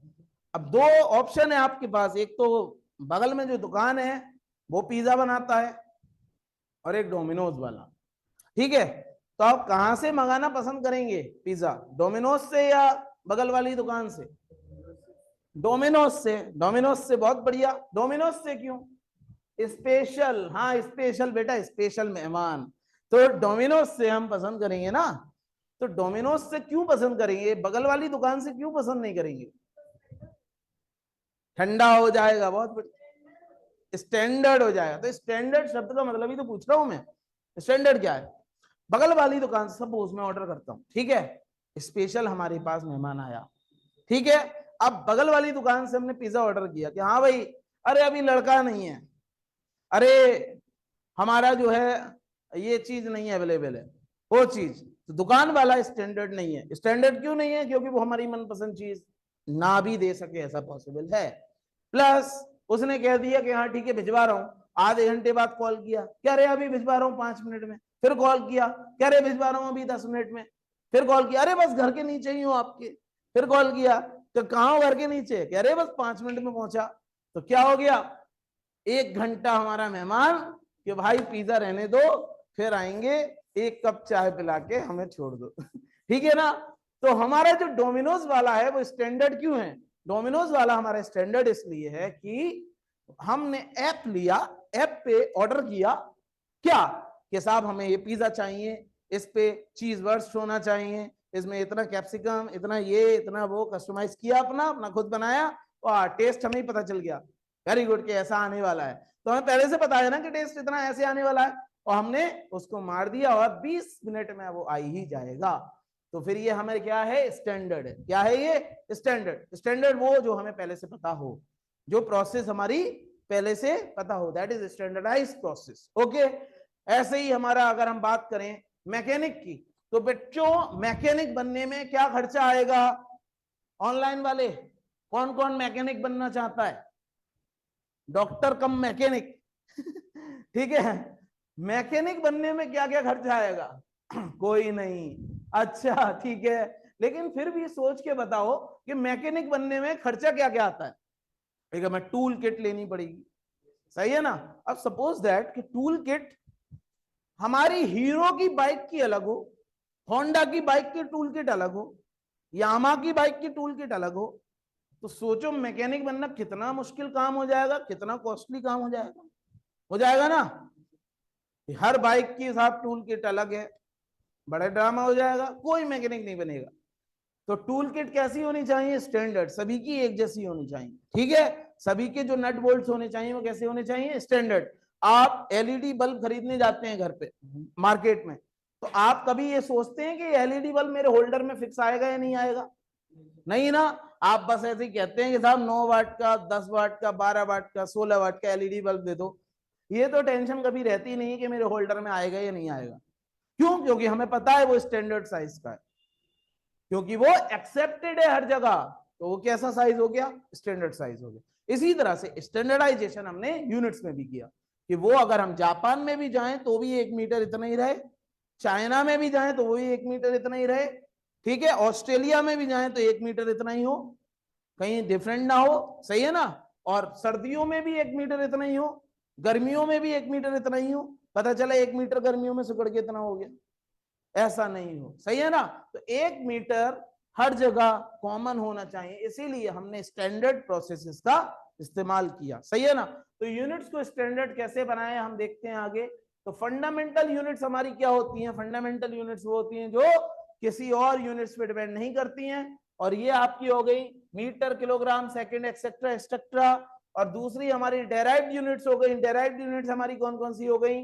That is the units of the derived quantity which can be expressed from the base और द फंडामेंटल क्वांटिटीज। ठीक है, वो यूनिट्स जो बेस या फंडामेंटल यूनिट से डेराइव की जाती हैं, they are the derived quantities, they are the derived quantities. समझ में आई बात? आगे बढ़े तो अगर हम देखें एग्जांपल इसके डेराइव्ड क्वांटिटीज के, अभी अभी हमने डेराइव्ड क्वांटिटीज डिस्कस करी थी, तो एग्जांपल्स हमारे हो गए डेराइव्ड क्वांटिटीज के this: metre per second, kg per metre cube, kg metre per second square and kg metre square per second square. They all are the derived because they are derived from the other fundamental quantities. Okay, fine. अगर हम आगे बात करें system of units की, जैसे कि हम बात कर रहे थे सिस्टम की, तो सिस्टम ऑफ यूनिट्स हमारे कौन कौन से होते हैं? A complete set of both fundamental and derived units is known as the system of unit. ठीक है, एक कंप्लीट सेट फंडामेंटल और डेराइव्ड यूनिट का, ये क्या हो गया? हमारा सिस्टम ऑफ यूनिट हो गया। ठीक है, a complete set of all fundamental and derived unit is known as the system of unit. और सिस्टम्स हमारे कई तरह के हैं। ठीक है, कई तरह के सिस्टम ऑफ यूनिट्स हमने देखे हैं और कई तरह के हमारे सिस्टम ऑफ यूनिट्स हैं, जैसे कि हमारा British standard British system of unit. आपने अंग्रेजों पे हम लोगों पर इतना ज्यादा कब्जा था कि उन्होंने अपने सिस्टम ऑफ यूनिट्स भी हमारे दिमाग में घुसेड़ दिए, भर दिए। कैसे? आज भी हम प्लॉट खरीदते हैं घरों का, तो वो कैसे खरीदते हैं कि साहब कितने गज का प्लॉट है? 100 गज का है, 200 गज का है। यार्ड क्या है? British system of unit. Inches क्या है? British system of unit. In fact आज भी हम अपनी बाइक में हवा भरवाते हैं टायर में, तो कितनी भरवाते हो साहब? 30 की, 40, 45, 40। तो ये सब क्या है? PSI, पाउंड पर square inch. This is also British system, this is also British system of unit. ठीक है ना? तो ये सब हमारा ब्रिटिश सिस्टम ऑफ यूनिट ही तो है। ओके, तो ब्रिटिश सिस्टम ऑफ यूनिट हमारा इतना है। इसी तरह से छोटा unit CGS system of unit. हम अपनी घड़ी बना रहे हैं, हाथ वाली वॉच, तो वॉच को हम बनाएंगे तो छोटे छोटे पार्ट्स होंगे उसके, छोटी छोटी सुई होंगी उसकी, छोटी छोटी उसकी गियर्स होंगे, उनको बनाना है तो छोटे छोटे सिस्टम ऑफ यूनिट को इस्तेमाल करना पड़ेगा ना। ऐसा तो नहीं है कि न्यूटन, जूल, बड़ी बड़ी यूनिट्स नहीं ना, छोटी छोटी यूनिट्स लगानी पड़ेंगी। तो this is all about the CGS system of unit. ठीक है, तो सिस्टम ऑफ यूनिट्स क्या होता है? देखें, सिस्टम ऑफ यूनिट्स स्टैंडर्डाइज होते हैं। सिस्टम ऑफ यूनिट स्टैंडर्डाइज होते हैं, जो स्टैंडर्ड से बनाए जाते हैं, सही है, जो कि हर जगह एक्सेप्टेड होते हैं। अब स्टैंडर्ड्स की खास बात क्या होती है? Units are selected as per the following requirements. ठीक है, standard of system of units are selected as per the following requirement, जिसमें पहली रिक्वायरमेंट क्या है? जो हम स्टैंडर्ड चुनेंगे यूनिट का, वो कैसा चुनेंगे? वो वेल डिफाइंड हो, अमीर को भी गरीब को भी। रिक्शे वाला भी 1 सेकंड कितना होता है बता देगा, और एक पढ़ा लिखा साइंटिस्ट भी 1 सेकंड कितना होता है बता देगा। 1 मीटर कितना होता है सबको बताए, सब स्टैंडर्ड है, सही है ना। 1 kg कितना होता है सबको पता है। क्या है? क्यों बताई? क्योंकि वेल डिफाइंड है। कैसा है ये? वेल डिफाइंड है, ठीक है, इजीली सबको डिफाइंड है। दूसरा, it should be suitable in size. Suitable size का होना चाहिए, ना तो बहुत ज्यादा बड़ा होना चाहिए और ना ही बहुत ज्यादा छोटा होना चाहिए। मान लो 1 मीटर इतना बड़ा होता, कितना बड़ा स्केल लेके घूमते हम, हाँ या ना? एक अपना नॉर्मल साइज का स्केल लेके घूमते हैं, उससे ही बस सब काम कर लेते हैं। ठीक है, 1 किलो होता अगर मान लो 1 ट्रक के बराबर, तो जो तरबूज तोलने वाला है वो 1 ट्रक रखता नहीं ना। ठीक है, तो एक नॉर्मल साइज का होना चाहिए। उसी तरह से ना तो बहुत बड़ा होना चाहिए ना ही बहुत छोटा होना चाहिए। तीसरा, it should be reproducible. It should be reproducible, इसको रिप्रोड्यूस करने में आसान हो, इसके और भी बनाए जा सकें। पता नहीं है कि 1 किलो अमीर के पास है, गरीब के पास है नहीं। घड़ी अमीर के पास ही है, गरीब के पास नहीं। सही है ना? ये इजीली रिप्रोड्यूस किया जा सके, आसानी से बनाया जा सके, और सबको डिस्ट्रीब्यूट भी आसानी से किया जा सके। ठीक है, वो सिस्टम स्टैंडर्ड होता है, सही है, वही स्टैंडर्ड होना चाहिए। अगला point, it should not change from place to place. मतलब ये हमारे इंडिया में तो टाइम 1 सेकंड का इतना ही होता है, तुम्हारे ऑस्ट्रेलिया में कितना होता है? जी हमारे ऑस्ट्रेलिया में तो बहुत बड़ा सेकंड होता है। तुम्हारे इंडिया में एक मच्छर की जितनी जिंदगी होती है, हमारे ऑस्ट्रेलिया में उतनी तो एक हाथी की होती है। ऐसा नहीं, ठीक है। 1 सेकंड मतलब 1 सेकंड, वो हर जगह कॉमन होना चाहिए। Place to place, time to time बदले नहीं। सही है। हिसाब 1 मीटर हमारा ठंड में तो इतना है, गर्मी में इतना हो गया, ऐसा नहीं होना चाहिए। 1 मीटर कॉमन रहना चाहिए। सही है, ये स्टैंडर्ड होना चाहिए। डोमिनोज का पिज्जा चाहे बारिश हो रही हो तब भी 20 मिनट में आ जाएगा, चाहे बर्फ पड़ रही हो तब भी 20 मिनट में आ जाएगा, चाहे नॉर्मल वेदर हो तब भी 20 मिनट में आ जाएगा, अदरवाइज वो दुकान नहीं खोलेगा। ठीक है ना? तो क्या है ये? स्टैंडर्ड। ठीक है, स्टैंडर्ड होना चाहिए। Next, it should not change with physical conditions. ये फिजिकल कंडीशंस के अकॉर्डिंग चेंज नहीं होना चाहिए। ठीक है जैसे कि हमारा टेम्परेचर है, जैसे कि हमारा प्रेशर है, तो ये फिजिकल कंडीशन के अकॉर्डिंग बदलना नहीं चाहिए, चेंज नहीं होना चाहिए। टेम्परेचर के अकॉर्डिंग या प्रेशर के अकॉर्डिंग हमारे इसके अंदर बदलाव नहीं होना चाहिए। ओके, समझ में आई बात? हाँ भाई, ऑनलाइन वाले बच्चों क्या चीज समझ में आई सबसे अच्छी इसमें? कमेंट करके बताइए। ओके, नेक्स्ट आगे बढ़ते हैं। तो यहां तक बिल्कुल अच्छे से समझ में आ गया? कोई दिक्कत, कोई मस्ती वाली बात? कुछ और रिकॉर्ड करना है, कुछ और अगर इंपॉर्टेंट बताना है, कोई डाउट है तो बता दीजिएगा। बहुत बढ़िया, स्टैंडर्ड सभी को समझ में आया, बहुत अच्छे। आगे बढ़ते हैं। ओहो, ये क्या हुआ? ओके, हम यहां पर थे, तो ये हमारा समझ में आ गया। आगे बढ़े। It should be easily accessible. ये हमारा इजीली एक्सेसिबल होना चाहिए, मतलब हर जगह मौजूद होना चाहिए। सही है ना? इजीली एक्सेसिबल होना चाहिए। पता चला कि एक स्टैंडर्ड ऐसा है जो इंडिया के कौन से गांव में नहीं है, वो क्या है? इजीली एक्सेसिबल नहीं है ना? जैसे हम अलीगढ़ से सब लोग बिलोंग कर रहे हैं, कुछ लोग बिहार से भी हैं, कुछ लोग पटना से भी हैं, कुछ लोग और आगे डिफरेंट डिफरेंट जगहों से हैं। ठीक है, तो ये बताएं कि एक छोटे से गांव में 1 मीटर नहीं पहुंचा होगा? पहुंचा होगा। 1 किलो हर जगह अवेलेबल है, तो इसका मतलब जो है ये सिस्टम ऑफ यूनिट्स आपके हर जगह अवेलेबल हैं। ठीक है, तो इजीली एक्सेसिबल होने चाहिए। Is that clear? आगे बढ़े। Next, various system of units. हमारे और सिस्टम ऑफ यूनिट्स क्या होंगे? वेरियस सिस्टम ऑफ यूनिट्स, जिसमें से हमारा आएगा in earlier time various system of units हमारे क्या थे? MKS, CGS, FPS. ठीक है, ये एफपीएस वही है जो मैंने बताया आपको, ब्रिटिश वाला। ठीक है, ब्रिटेन वाला। तो एफपीएस सिस्टम ऑफ यूनिट क्या है? ये हमारे different different system of units खुल गए। जैसे सबसे पहले अगर हम बात करें एफपीएस सिस्टम की, किसकी? FPS system. एफपीएस सिस्टम हमारा कौन सा है? British system. British system. इसमें जो लेंथ नापी जाती है वो फुट में नापी जाती है, जो मीटर मास नापा जाता है पाउंड में नापा जाता है, जो टाइम नापा जाता है वो सेकंड में नापा जाता है। ये कौन सा सिस्टम हो गया? हमारा एफपीएस सिस्टम हो गया। ठीक है, एफपीएस सिस्टम कहां कहां आपको देखने को मिला है? ऑनलाइन वाले बच्चे कमेंट बताएं। एफपीएस सिस्टम की क्या क्या चीजें आपने देखी हैं? जैसे कि आपकी इंचेस हैं, जैसे आपका यार्ड है, यार्ड एफपीएस सिस्टम है? लड़के वाला लड़की देखने जाता है, हाइट काय में पूछता है, हाँ भाई कितना फुट है, कितना इंच है, right?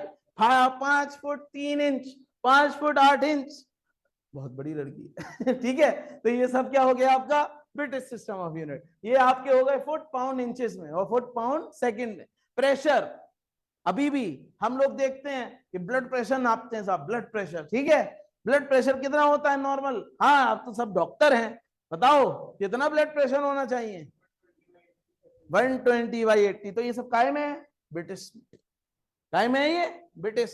This is mm of hg, this is mm of hg। बहुत बढ़िया। अब अगर हम बात करें सीजीएस सिस्टम में, तो सीजीएस सिस्टम क्या है? छोटी यूनिट, छोटा सिस्टम, जिसमें लेंथ काय में नापी जाती है? सेंटीमीटर में, मास काय में नापा जाता है? ग्राम में, और टाइम काय में नापा जाता है? सेकंड्स में। ये हो गया आपका सीजीएस सिस्टम। बहुत बढ़िया। फिर एमकेएस सिस्टम में हमारा आ गया मीटर, किलोग्राम, सेकंड। ये हमारा आ गया क्या? MKS सिस्टम, और यहां से हमें मिला कि SI सिस्टम ऑफ यूनिट क्या होता है। ये बड़ा ही विचित्र सा नाम है SI। बताओ SI यूनिट की फुल फॉर्म, SI यूनिट की फुल फॉर्म हमारी होती है ये सिस्टम इंटरनेशनल डी यूनिट्स। ठीक है, सिस्टम ऑफ इंटरनेशनल यूनिट्स। ठीक है, सिस्टम ऑफ इंटरनेशनल यूनिट। ठीक है, तो ये आपका सिस्टम SI यूनिट की फुल फॉर्म है, सिस्टम इंटरनेशनल यूनिट्स। ठीक है, कमेंट करके बताओ ये कौन सा एसेंस है इंग्लिश का, सिस्टम इंटरनेशनल यूनिट। ठीक है, तो ये हमारी क्या हो गई, SI सिस्टम ऑफ यूनिट हो गई। आगे बढ़े, एकदम क्लियर। Okay, next. अब देखें जो SI सिस्टम ऑफ यूनिट है, ठीक है, ये सब जो सिंबलाइज किया गया था, ये सब जो बनाया गया था, ये general conference of weight and measurement में बनाया गया था। General conference of weight and measures in 1971 ये हेल्ड हुई थी। ठीक है, और इसमें different scientific, technical, industrial and commercial work के लिए यूनिट्स, स्टैंडर्ड्स डिजाइन किए गए थे। तो इस बिहाफ पर ये इंटरनेशनल स्टैंडर्ड्स बनाए गए थे। सही है ना, आगे बढ़ते हैं। तो अगर हम बात करें, this is the system of unit which is present accepted internationally. ये जो सिस्टम ऑफ यूनिट है, SI सिस्टम ऑफ यूनिट, ये इंटरनेशनली हर जगह एक्सेप्टेड है, हर जगह यूज किया जाता है। ठीक है, इंटरनेशनली एक्सेप्टेड है। अगर मैं बात करूं डेसिमल सिस्टम की, तो डेसिमल सिस्टम को कन्वर्ट करने के लिए इस्तेमाल किया जाता है सिंपल और कन्वीनियंट सिस्टम ऑफ यूनिट्स में। ठीक है ना, ओके। नेक्स्ट हम बढ़ते हैं फंडामेंटल यूनिट्स। फंडामेंटल यूनिट्स और SI यूनिट्स, तो इसमें हमारा आएगा सबसे पहले लेंथ। लेंथ क्या है, ये सब फंडामेंटल यूनिट्स हैं, प्राइमरी यूनिट्स हैं जो मैंने आपको बताया था। लेंथ क्या होता है, लेंथ मीटर में नापा जाता है, मास केजी में नापा जाता है, टाइम सेकंड में नापा जाता है, इलेक्ट्रिक करंट एम्पियर में नापा जाता है, थर्मोडायनेमिक टेम्परेचर केल्विन में नापा जाता है, लाइट इंटेंसिटी कैंडला में नापा जाती है, और ये आपके अमाउंट ऑफ सब्सटेंस मोल में नापा जाता है। इसके बारे में हम पहले से ही चर्चा कर चुके हैं, और इन सब के ये सिंबल्स हो गए।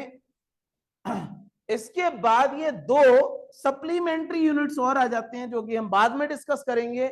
सप्लीमेंट्री यूनिट्स आपके हो गए कौन कौन से, प्लेन एंगल और solid angle, plane angle and solid angle, ये हमारे सप्लीमेंट्री एंगल्स हो गए। तो सप्लीमेंट्री एंगल्स में प्लेन एंगल और सॉलिड एंगल हमारे आ जाएंगे। प्लेन एंगल क्या है और सॉलिड एंगल हमारा क्या है, ये सब यहाँ पर आगे हम चर्चा करेंगे इसकी। ठीक है, यहां तक कोई प्रॉब्लम, एकदम समझ में आई बात? यस, ऑनलाइन एवरीबॉडी, मजा आ रहा है? आगे बढ़ते हैं। नेक्स्ट अगर हम देखें तो डेफिनेशन ऑफ SI यूनिट्स क्या है। SI यूनिट की डेफिनेशन क्या हो जाती है, what is the definition for SI unit. तो SI यूनिट में जैसे कि अगर हम बात करें मीटर की, 1 मीटर कितना बड़ा होता है और कैसे आया 1 मीटर, तो 1 मीटर को हम कैसे डिफाइन करेंगे, let's see. 1 metre is the length of the path travelled by the light in vacuum in इतने टाइम इंटरवल। बात को जरा सुने और ध्यान से समझें। इतने टाइम में लाइट कितनी ट्रेवल करेगी उसको 1 मीटर कहा जाए। अब लाइट की स्पीड क्या होती है, 3 × 10⁸ मीटर पर सेकेंड, ये अप्रोक्सीमेट वैल्यू है। एक्चुअल में लाइट की स्पीड क्या होती है, 299792458 मीटर पर सेकेंड स्क्वायर। ठीक है, तो अगर 1/299792458 इतने सेकंड में जितना डिस्टेंस ट्रेवल करेगी लाइट वो कितना होगा, 1 मीटर। कितना होगा वो, 1 मीटर। अब लाइट क्या हर जगह अवेलेबल है? हाँ है। लाइट सर्दियों में भी और गर्मियों में भी सेम रहती है? हाँ रहती है। लाइट टेम्परेचर के साथ साथ सेम रहती है? रहती है। लाइट स्विट्जरलैंड में भी वैसी है, ऑस्ट्रेलिया में भी वैसी है, इंडिया में भी वैसी है? हाँ वैसी है। कमरे के अंदर भी वैसी है, कमरे के बाहर भी वैसी है? हाँ वैसी है। ठीक है, तो ये स्टैंडर्ड बढ़िया है ना हमारा, ये हर जगह एप्लीकेबल है। लाइट को प्रोड्यूस किया जा सकता है, प्रोड्यूस किया जा सकता है, लाइट एक्सेसिबल है, हर जगह एक्सेसिबल है, तो स्टैंडर्ड के लिए लाइट हमारी परफेक्ट चीज है। ठीक है, तो हमने ये मीटर, 1 मीटर लाइट से स्टैंडर्डाइज कर दिया कि 1 मीटर क्या हो गया, 1 मीटर हमारा इतना हो गया। बोलो समझ में आई बात? Yes everybody. अगला देखें नेक्स्ट, तो ये डेफिनेशन मीटर की इसमें बनाई गई थी 1983 में। उसके बाद किलोग्राम, किलोग्राम कैसे आया कि 1 किलो इतना ही होगा, कैसे बना?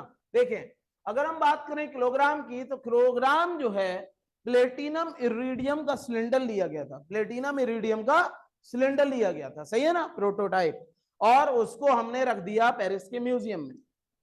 ठीक है, और ये कहा गया कि साहब ये जो है आपका 1 किलो होगा, और आज से सभी इसको 1 किलो के लिए फॉलो करेंगे, सही है ना। तो ये इंटरनेशनल कॉन्फ्रेंस में हमारा तय हुआ, और international bureau of weight and measures के एक म्यूजियम में जो कि पेरिस में फ्रांस में मौजूद है, वहां पर ये प्लेटिनम इरिडियम का एक सिलेंडर रख दिया। अब प्लेटिनम इरिडियम क्यों लिया गया, why platinum iridium is chosen? Because platinum iridium is an alloy that do not changes its shape and size and its weight according to the temperature, pressure or heat or cold conditions, right, weather conditions, that's why।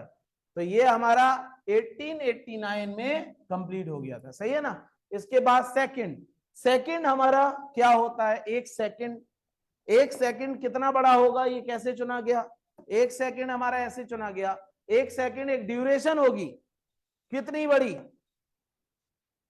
इतना radiation, इतने periods of radiation, caesium 133 atom जब पैदा करेगा तो वो 1 second होगा, जितने समय में पैदा करेगा तो वो 1 सेकंड होगा। ठीक है, this is the transition between the 2 hyperfine levels of the ground state of caesium 133 atom.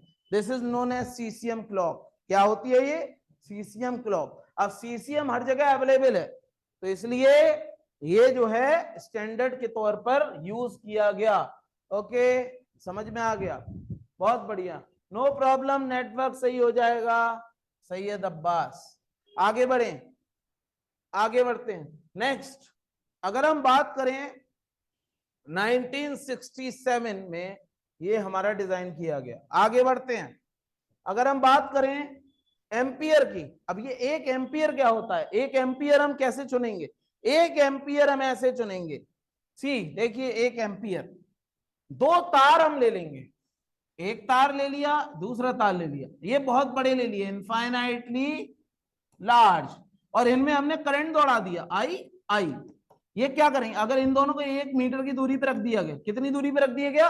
1 metre की दूरी पर रख दिया गया, तो 1 मीटर की दूरी पे ये दोनों आपस में क्या करेंगे? फोर्स लगाएंगे। क्या करेंगे?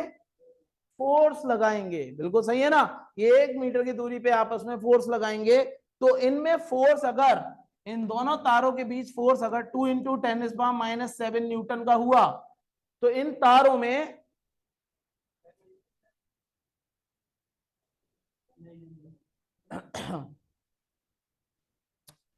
ओके, तो अगर इन तारों के बीच फोर्स कितना हुआ? 2 × 10⁻⁷ न्यूटन का, तो इसका मतलब ये है कि इनमें जो करंट दौड़ रहा होगा वो कितना दौड़ रहा होगा? 1 एम्पियर। कितना दौड़ रहा होगा? 1 एम्पियर। ये 1 एम्पियर की परिभाषा हो गई। समझ में आई बात? तो ये हमने कहां सीखा? ये हमने सीखा अपने स्टैंडर्ड सिस्टम में, और ये कब बताया गया? 1948 में ये डिजाइन किया गया। ठीक है, ये आपको रिसोर्सेज में अवेलेबल हो जाएगी ये फाइल, आप इसको आराम से पढ़ सकते हैं। आगे बढ़ते हैं। नेक्स्ट हमने बात करी केल्विन, टेम्परेचर केल्विन, कैसे, कितना होता है 1 केल्विन, और कैसे हम इसको यूज करते हैं।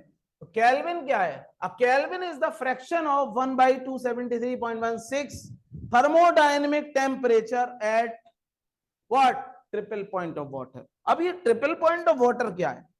ट्रिपल पॉइंट ऑफ वाटर क्या होता है? ट्रिपल पॉइंट ऑफ वाटर होता है, ये आप आगे केमिस्ट्री में पढ़ने वाले हैं। ट्रिपल पॉइंट मतलब ये आप स्टेट्स ऑफ मैटर में पढ़ेंगे केमिस्ट्री में। ट्रिपल पॉइंट का मतलब होता है कि पानी सॉलिड, लिक्विड,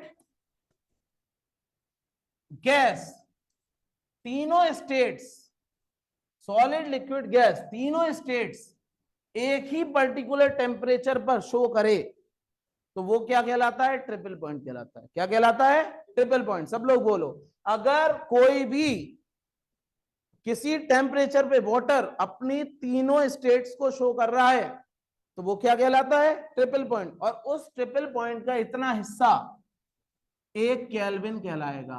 क्या कहलाएगा? 1 केल्विन। सही है? समझ में आई बात? आगे बढ़े। नेक्स्ट फिर हम देखते हैं कैंडिला। कैंडिला क्या होता है? कैंडिला, अब कैंडिला को समझ पाना थोड़ा सा भी मुश्किल होगा क्योंकि ये 12th क्लास पर बेस्ड है, बट फिर भी हम कोशिश करेंगे कि जितना भी समझ में आए। ठीक है, कैंडिला जैसे कि आपको पता है लाइट की चमक, लाइट की रोशनी की चमक, ठीक है, और उसकी पावर, दैट इज कैंडिला। तो कैंडिला क्या होता है? देखिए, the candela is the illuminous intensity given in the direction of the source emits monochromatic radiations of frequency this, ठीक है, in the radiation intensity of this much watt. मतलब मैं इसको थोड़ा सा समझाने की कोशिश करता हूं कि कैंडला जो है वो इल्यूमिनियस इंटेंसिटी है। अगर हम मोनोक्रोमेटिक, मोनोक्रोमेटिक का मतलब होता है सिंगल कलर, मोनोक्रोमेटिक का मतलब होता है सिंगल कलर। अगर सिंगल कलर की लाइट, अगर सिंगल कलर की लाइट को हाँ इतने हर्ट्ज की फ्रीक्वेंसी पे, ठीक है, अगर हम रेडिएंट करें, ठीक है, कहीं पे रेडिएट करें और एक स्टेरेडियन में इतना वॉट आए, कितना वॉट आए? इतना वॉट, तो वो क्या कहलाएगा? एक कैंडेला लुमिनियस इंटेंसिटी कहलाएगी। ओके, और ये हमारा 1979 में तय किया गया था। सही है? समझ में आई बात? बस, बहुत ज्यादा इसमें समझ में नहीं आया होगा, कोई नहीं, 12th क्लास में और बेसिक पढ़ेंगे। मोल, मोल सभी को समझ में आना चाहिए। मोल क्या होता है? मोल सभी ने पढ़ा है। What is mole? मोल होता है कि अगर हम बात करें अमाउंट ऑफ सब्सटेंस की, तो अगर कार्बन 12 का एटम, ओके, इतने ग्राम लिया जाए, इतने किलोग्राम, तो वो जितनी एंटिटीज को रखेगा अपने अंदर, ठीक है, that is Avogadro number. How many entities are there? 6.022 into 10⁻23। बहुत बढ़िया, सभी को समझ में आया। इतनी एंटिटीज को रखेगा तो वो क्या कहलाएगा? 1 मोल कहलाएगा। सही है ना? 1 मोल। तो यहाँ ये इस तरह से डिजाइन किए गए हमारे जितने भी स्टैंडर्ड्स हैं सिस्टम के, वो सब इस तरह से डिजाइन किए गए। बोलो, समझ में आई बात? एकदम क्लियर? सभी यूनिट्स को एक एक तरह से, एक एक बढ़िया बढ़िया तरीके से इस तरह से समझाया गया। उसके बाद आगे बढ़े। प्लेन एंगल, ये हम कल की क्लास में डिस्कस करेंगे कि प्लेन एंगल हमारा क्या होता है, प्लेन एंगल कैसे वर्क करता है, प्लेन एंगल में क्या क्या होता है। प्लेन एंगल में हमारा ये इस तरह का एंगल होता है जो कि कल हम डिस्कस करने वाले हैं। और प्लेन एंगल के बाद फिर कुछ इंपॉर्टेंट चीजें ये मैं बताऊंगा आपको कि कोई भी यूनिट जो हम लिखते हैं तो वो कैसे लिखते हैं। तो देखो, ये सबसे इंपॉर्टेंट पॉइंट है कि किसी भी यूनिट को हम कैसे लिखते हैं, जिसमें सबसे मेजर पॉइंट क्या है? If a unit is named after a person, अगर कोई यूनिट किसी पर्सन के नाम के पे रखी हुई है, ध्यान दीजिएगा, ये बहुत इंपॉर्टेंट पॉइंट है। अगर किसी सिस्टम ऑफ यूनिट को हमने, किसी यूनिट को हमने किसी पर्सन के नाम पे रखा हुआ है, ठीक है ना, पर्सन, तो उसको हम कैपिटल लेटर्स में नहीं लिखते। सही है ना? समझ में आई बात? जूल्स ऐसे लिखते हैं, ऐसे नहीं लिखेंगे। Okay, joules, we write joules. Number 1, अगर for a unit named after a person the symbol is capital, लेकिन कोई यूनिट अगर पर्सन के नाम पे है तो उसका सिंबल हम कैपिटल रखेंगे। मतलब जूल को स्मॉल से ही लिखेंगे, जूल, लेकिन इसका सिंबल अगर एक जगह इस्तेमाल करना है 50 जूल, तो ये कैपिटल से लेंगे। सही है? जैसे कि 100 न्यूटन, लेकिन 100 न्यूटन, आगे से ध्यान रखिएगा। सही है ना? This is standard. Okay, next, अगर हम प्लूरल फॉर्म नहीं है, ठीक है, अगर कोई सिंबल प्लूरल फॉर्म में नहीं है तो उसको हम 70 मीटर लिखेंगे, ना कि 70 मीटर्स, ऐसे नहीं लिखेंगे, सही है ना। 10 न्यूटन ना कि 10 न्यूटन्स, ऐसे नहीं लिखेंगे, एनएस नहीं लगाएंगे कभी भी, सही बात है ना, वरना ये न्यूटन सेकंड लगेगा हमें और ये क्या लगेगा, मीटर सेकंड। ओके, तो ये चीजें ध्यान रखिएगा। अगर, हाँ बात समझ में आई, एकदम क्लियर। अगर पंक्चुएशन मार्क हमें लगाना है, अब जैसे कि सेंटीमीटर क्यूब, मीटर क्यूब, तो यूनिट्स में कोई भी पंक्चुएशन मार्क नहीं लगता, मतलब ये डॉट डॉट वगैरह कुछ नहीं लगता, ठीक है।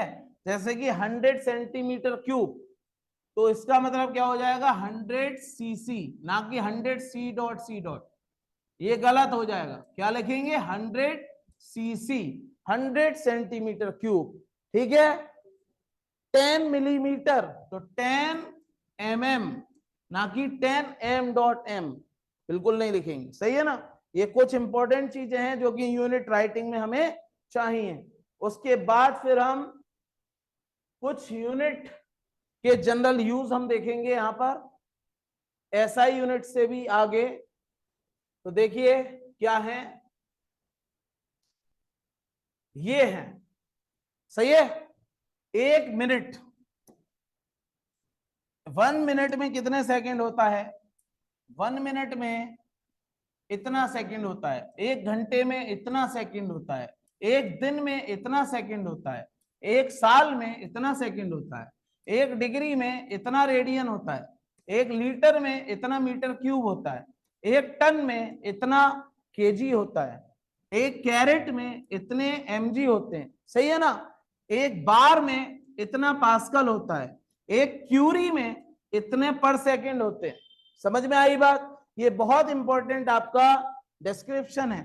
1 रोंटजन में इतने क्या होते हैं, सेल्सियस पर केजी, और 1 क्विंटल में इतने केजी होता है, 1 बार्न में इतने मीटर स्क्वायर होते हैं, ठीक है। 1 एयर में इतने मीटर स्क्वायर होते हैं, 1 हेक्टेयर में इतने मीटर स्क्वायर होते हैं, और 1 स्टैंडर्ड एटमॉस्फेरिक प्रेशर में 1.01 इंटू 10⁵ पास्कल होता है। तो ये सब आपको एक टेबल दी गई है, रिसोर्सेज में आपको अवेलेबल हो जाएगी, इन सब को एक बार रीड आउट कर लेना और थोड़ा ध्यान से समझ लेना, ठीक है।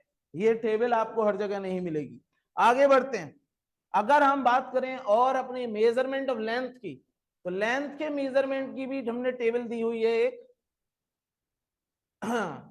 ये डिस्टेंसेस हम कहां कहां से चुनते हैं, हम जो डिस्टेंसेस यूज कर सकते हैं वो छोटे से छोटा, सबसे छोटा डिस्टेंस क्या है, न्यूक्लियस का डायमीटर या न्यूक्लियस का रेडियस, और सबसे बड़ा डिस्टेंस क्या है, यूनिवर्स का रेडियस, सबसे बड़ा डिस्टेंस।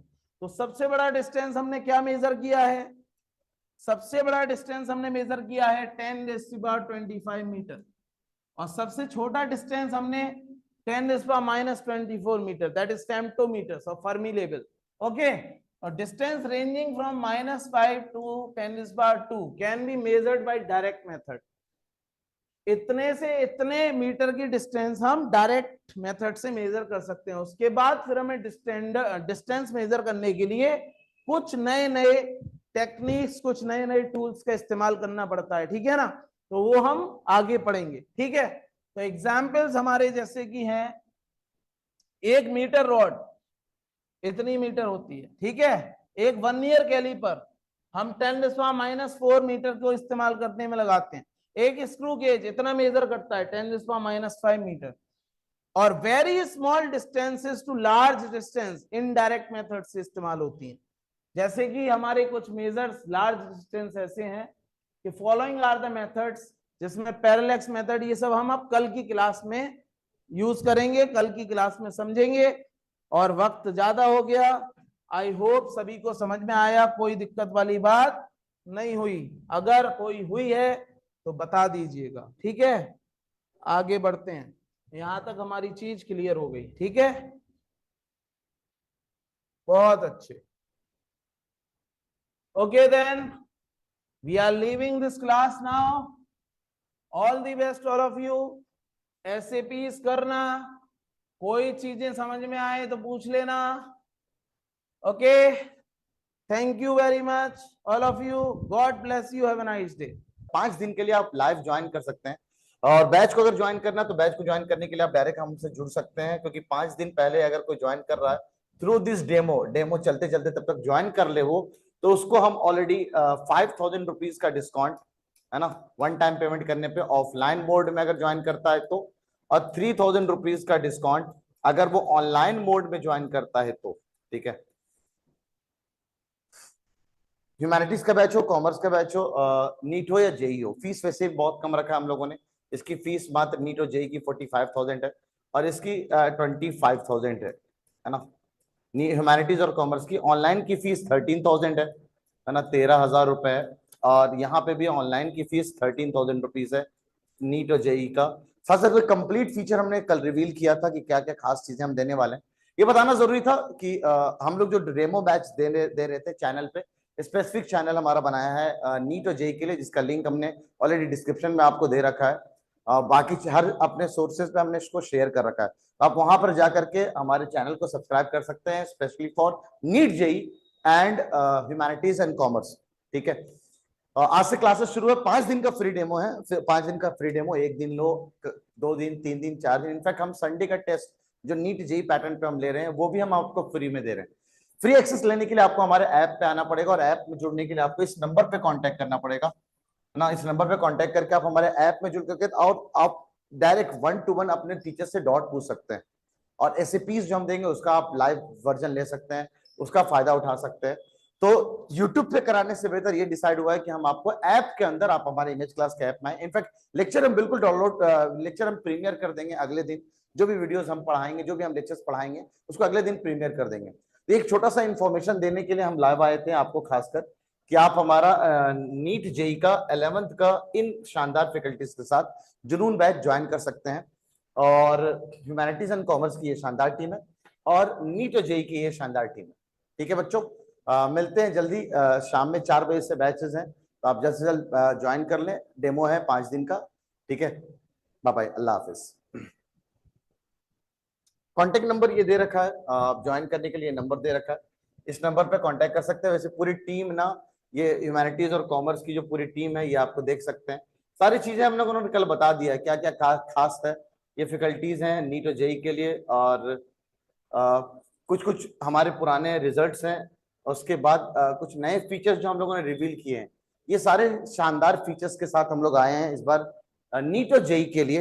ये शानदार फीचर है, कुछ शानदार फीचर है, और ये यूनिक फीचर है जो अलग चीज है हमारे लिए, है ना। तो मल्टी स्टेज मॉनिटरिंग के साथ ये क्लास की टाइमिंग थी जिससे आपको डेमो बैच करना है। ये मॉड्यूल और बैग वगैरह हम लोग देने वाले हैं, और ये फीस है जिसके बारे में मैं अभी बता रहा था आपको, जिसपे मैंने ऑलरेडी 5,000 रुपीज का डिस्काउंट दे दिया है। जब तक डेमो चल रहा है तब तक आप ज्वाइन कर लें अगर, तो 5,000 रुपीज का डिस्काउंट है ये, अब -5,000 सिर्फ 40,000 रुपीज में, जिसमें जीएसटी ऑलरेडी इंक्लूडेड रहेगा, मॉड्यूल इंक्लूडेड रहेगा।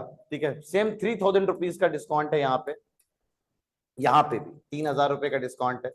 ठीक है, और इसकी फीस अब 10,000 रुपए हो जाएगी कंप्लीट फीस, जिसमें 3,000 रुपए का जो मॉड्यूल है वो भी हम उनको सेंड करेंगे उनके पोस्टल एड्रेस पे, ऑनलाइन वाले बच्चों, और ऑफलाइन वाले को तो मॉड्यूल मिलेगा ही। अब इस बैच की फीस मात्र 20,000 रुपीज है। टिल आप 5 दिन का मौका है, आप डेमो लेते रहे और बैच को ज्वाइन करते रहे। और बैच ज्वाइन करने के लिए सेंटर्स हैं, हमारे सेंटर्स पे आके भी बैच का डिटेल ऑफलाइन मोड में हमसे पढ़ सकते हैं। ठीक है, चलिए अल्लाह हाफिज।